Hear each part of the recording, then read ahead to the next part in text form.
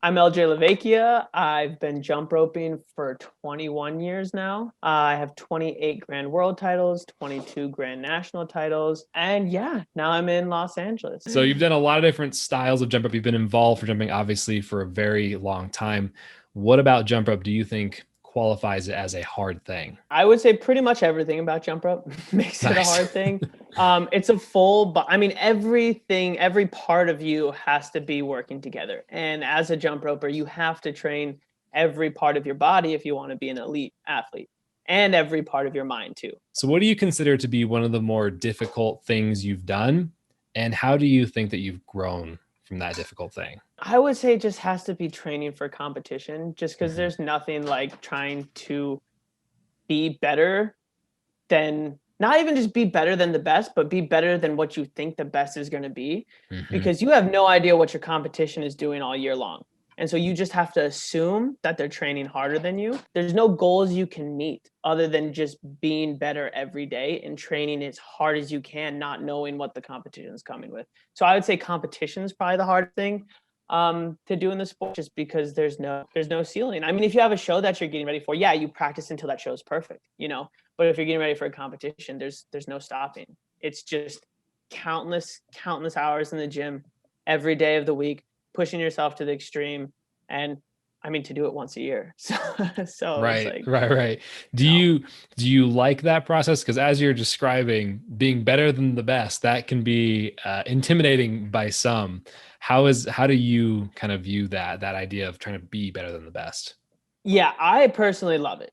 I love the process. I thrived on that process. It was excruciating. It was a lot of, like I said, long hours in the gym. It was tough, but I mean, that made the reward that much more worth it. If you're able to come out with a trophy at the end of the year, you're able to come out with a medal, come out with a personal best, whatever it is, your first ribbon, you know what? That feeling is like no other. Mhm. The letdown is equally as painful, but that makes you want to come back the next year. So it's one of those things where I actually was having this conversation the other day, and they said, why did you compete for so long? Like, you're not, like, you weren't winning anything, or like money wise, Right. monetarily speaking. And I was just like, hey, it was just literally the love of the game. I was like, it's just something that you put all these blood, sweat and tears into, and that feeling is worth more than kind of those tangible things. So What flaws have you needed to overcome to get to where you are today? I've always kind of said one of my biggest like flaws, and I guess positive attributes, is how competitive I am. Um, so I would say that's gotten where I am today. But at the same time, I did overcome that in a sense of jump rope is such a camaraderie sport, you know, that there was a lot of having to step back from that competitive side to be able to interact and really succeed in the sport and like kind of thrive in the atmosphere of just being able to like compete against your best friends. And once the competition's over, once that event's over, just whatever happened, putting it behind you, not letting that kind of whether it was success that you found or whether it was failure, not letting that like seed itself in your brain and kind of like grow out of control. So that was kind of one of the, because Mhm. when I was young, it was easy to get tied up in like those emotions.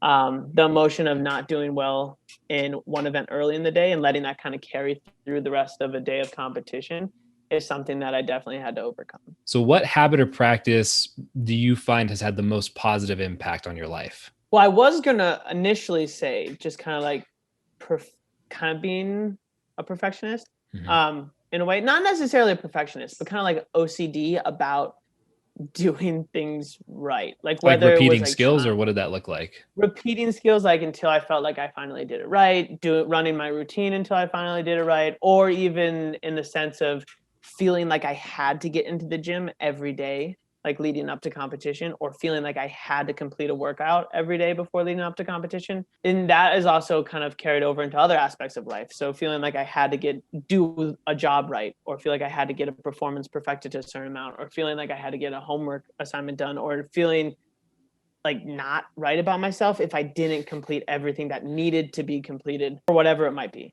whether it was school, whether it was work, whether it was jump rope, whether it was, whatever. Mhm. Um, But I would also say another one for me would probably be just having a positive attitude and being such an optimist, because that made it easy. Not easy, it was never easy, but it made it more manageable to let go some of those kind of the defeats. So how have you equipped someone mentally, spiritually, emotionally, and how have they taken that equipment to overcome a boundary in their life?